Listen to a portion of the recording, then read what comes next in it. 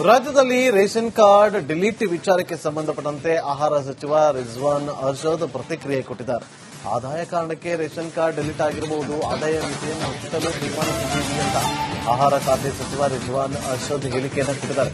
ಸದ್ಯ ration card ಪರಿಷ್ಕರಣೆ ನಿಲ್ಲಿಸಿದ್ದೀವಿ, ತಾತ್ಕಾಲಿಕವಾಗಿ ಪರಿಷ್ಕರಣೆ ಸ್ಥಗಿತಗೊಳಿಸಲಾಗಿದೆ, ಮತ್ತೆ ಕೆವೈಸಿ ಮಾಡುವಂತೆ ಕೇಂದ್ರ ಸೂಚನೆ ಕೊಡುತ್ತೆ, ಶೀಘ್ರದಲ್ಲೇ ಮತ್ತೆ ಕೆವೈಸಿ ಪ್ರಾರಂಭ ಮಾಡ್ತೀವಿ ಅಂತ ಆಹಾರ ಖಾತೆ ಸಚಿವ ರಿಜ್ವಾನ್ ಅರ್ಷದ್ ಅವರು ಹೇಳಿಕೆಯನ್ನು ಕೊಟ್ಟಿದ್ದಾರೆ.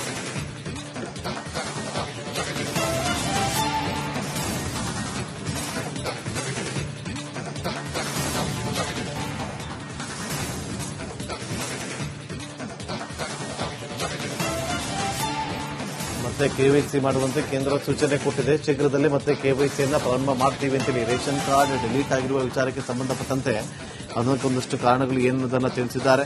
ಅಲ್ಲಿ ಪ್ರಮುಖವಾಗಿ ಆದಾಯ ಮಿತಿ ಏನಿತ್ತು, ಆ ಆದಾಯ ಮಿತಿಯನ್ನು ಹೆಚ್ಚಿಸೋದಕ್ಕೂ ಕೂಡ ತೀರ್ಮಾನವನ್ನ ತೆಗೆದುಕೊಂಡಿದ್ದೀವಿ ಅಂತೇಳಿ ಖುದ್ದು ಆಹಾರ ಸಚಿವರಾಗಿರುವಂತಹ ರಿಜ್ವಾನ್ ಅರ್ಷದ್ ಅವರು ಈ ಬಗ್ಗೆ ಮಾತಾಡಿದ್ದಾರೆ.